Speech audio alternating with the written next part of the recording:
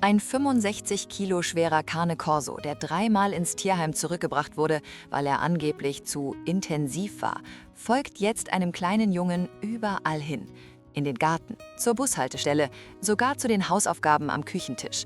Und als die Nachbarn entdeckten, warum, da verstummte jedes Vorurteil, das sie jemals hatten.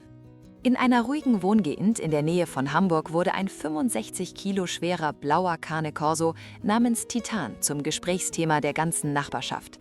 Nicht, weil er aggressiv war, nicht, weil er gefährlich war, sondern weil jedes einzelne Mal, wenn der 4-jährige Noah nach draußen ging, dieser massive Hund ihm wie ein Schatten folgte. Zum Briefkasten, in den Garten, zur Bushaltestelle, einfach überall hin. Und was die Nachbarn über diese Bindung herausfanden, sollte jedes Vorurteil verstummen lassen.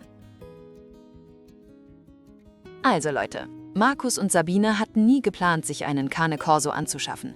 Sie hatten die Warnungen gehört. Zu groß, zu stark, zu unberechenbar in der Nähe von Kindern. Aber als Markus von einem Kollegen hörte, dass das örtliche Tierheim einen 2-jährigen Cane Corso hatte, der bereits 3-mal zurückgebracht worden war, da zog etwas an seinem Herzen. Die Mitarbeiterin im Tierheim war ehrlich. Er ist nicht aggressiv, sagte sie, aber er ist intensiv.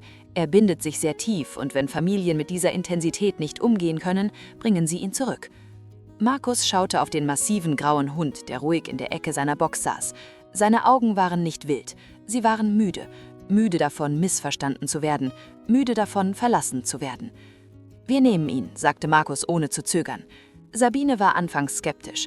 Noah war damals erst 3 Jahre alt und einen 65 Kilo Hund ins Haus zu holen, fühlte sich wie ein Risiko an. Aber in dem Moment, als Titan durch die Haustür trat, passierte etwas Unerwartetes. Er ging direkt an Markus vorbei, an Sabine vorbei, an dem gemütlichen Hundebett vorbei, das sie vorbereitet hatten. Er blieb direkt vor Noah stehen, der im Wohnzimmer mit Bauklötzen spielte. Und er setzte sich hin.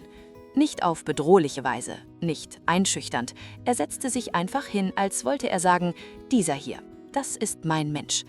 Noah schaute zu dem riesigen Hund auf, der über ihm thronte, und lächelte. »Großer Hundi«, sagte er. Von diesem Moment an waren sie unzertrennlich. Die Routine begann fast sofort. Jeden Morgen wartete Titan vor Noahs Schlafzimmertür. Nicht kratzend, nicht winselnd, einfach nur wartend. In dem Moment, als Noah die Augen öffnete und herauskam, begann Titans Schwanz sein langsames, bedächtiges Wedeln. Das Frühstück war immer gleich. Noah am Tisch mit seinen Cornflakes, Titan genau 1 Meter entfernt positioniert und jeden Löffel beobachtend. Nicht bettelnd, einfach nur anwesend. Aber der bemerkenswerteste Teil ihrer Bindung geschah jeden Nachmittag am Küchentisch. Hausaufgabenzeit. Noah ging jetzt in den Kindergarten und lernte Farben, Formen, einfache Rätsel. Und jeden einzelnen Tag, ohne Ausnahme, legte Titan seinen massiven Kopf auf die Tischkante und schaute Noah zu, wie er seine Übungshefte durcharbeitete. Sabine filmte es einmal. Noah, der sich konzentrierte, Buntstift in der Hand, die Zunge leicht herausgestreckt. Und direkt neben ihm dieser 65-Kilo-Beschützer mit den sanftesten Augen, komplett fokussiert auf den Fortschritt des kleinen Jungen. Es ist, als würde er die Aufsicht führen, scherzte Markus. Aber sie wussten beide, dass es mehr war als das. Titan beobachtete nicht nur, er beschützte etwas Kostbares. Jeden Moment, jeden Atemzug. Krass, oder? Ich sehe, du hast immer noch nicht abonniert. Das bricht mir echt das Herz. Klick jetzt auf Abonnieren. Die Nachbarn bemerkten es sofort. Frau Müller von gegenüber war die Erste, die ihre Bedenken äußerte. »Dieser Hund folgt ihrem Sohn überall hin«, sagte sie eines Morgens zu Sabine. »Macht Ihnen das keine Sorgen, ein Hund dieser Größe?« Sabine lächelte. »Möchten Sie ihn kennenlernen?« Frau Müller lehnte ab, aber sie beobachtete weiter aus ihrem Winterfenster. Jeden Nachmittag sah sie Noah im Garten spielen, während Titan in der Nähe lag. Jeden Abend sah sie zusammen spazieren gehen, Noahs kleine Hand auf Titans Rücken gestützt für Balance. Sie war nicht die Einzige, die beobachtete. Die ganze Nachbarschaft hatte ihre Meinungen. Manche flüsterten davon, das Ordnungsamt zu rufen, andere warnten ihre Kinder, sich von dem Haus mit dem gefährlichen Hund fernzuhalten. Aber sie sahen nicht, was drinnen passierte. Sie sahen nicht, wie Titan sich auf den Boden legte, damit Noah auf seinen Rücken klettern konnte für Reiterspiele. Sie sahen nicht, wie er vorsichtig Leckerlis aus Noahs kleiner Handfläche nahm, darauf bedacht, niemals seine Finger auch nur zu streifen. Sie sahen nicht, wie er sich während Gewittern um Noah ringelte und die Angst des kleinen Jungen in seinen eigenen massiven Körper aufnahm. Manche Bindungen sind einfach zu stark, um sie zu erklären. Dann kam der Tag, der alles veränderte. Noah war jetzt 5 und selbstbewusst, vielleicht zu selbstbewusst. Während Sabine Einkäufe ins Haus trug, schlüpfte Noah durch das Gartentor hinaus, entschlossen, einem Ball nachzujagen, der auf die Straße gerollt war. Sabine sah ihn nicht gehen, aber Titan schon. In 3 kraftvollen Sprüngen fing 65 Kilo pure Muskeln Noah am Rand der Einfahrt ab. Nicht durch Beißen, nicht durch Umwerfen. Titan stellte sich einfach vor ihn und verweigerte sich zu bewegen. Noah schubste. Er versuchte drum herumzugehen, aber Titan passte jede Bewegung an und blockierte seinen Weg zur Straße mit seinem Körper. In diesem Moment sah es Frau Müller. Nicht von ihrem Fenster aus dieses Mal, sondern von ihrer eigenen Einfahrt, wo sie gerade ihre Post geholt hatte. Sie sah das Auto die Straße herunterrasen. Sie sah Noah sicher auf dem Rasen stehen, blockiert von seinem riesigen Beschützer. Und sie sah Titan seinen Kopf drehen, um das Auto vorbeifahren zu sehen, bevor er schließlich zur Seite trat. Der Junge wusste nie von der Gefahr, in der er war. Aber Titan wusste es. Er wusste es immer. Frau Müller kam an diesem Nachmittag herüber. »Ich schulde Ihnen eine Entschuldigung«, sagte sie zu Sabine.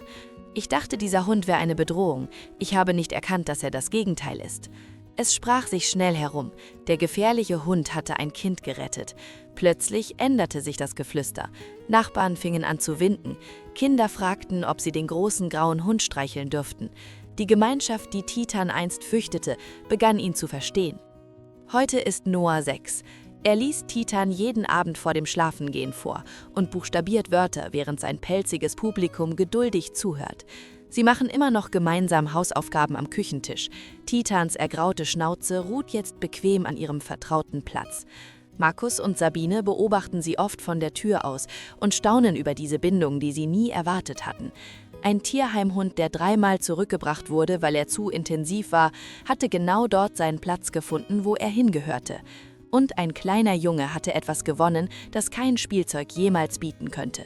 Einen Beschützer, einen Begleiter, einen Freund, der ihm bis ans Ende der Welt folgen würde. Die Nachbarn flüstern nicht mehr. Sie lächeln, sie winken. Manche haben sogar selbst Tierheimhunde adoptiert, inspiriert von dem, was sie erlebt haben. Denn Titan hat ihnen etwas Wichtiges beigebracht. Größe bestimmt nicht Sanftheit, Rasse bestimmt nicht Herz. Und manchmal sind die Hunde, die die Welt am meisten fürchtet, diejenigen, die am stärksten lieben. Nicht jeder Beschützer trägt einen Umhang.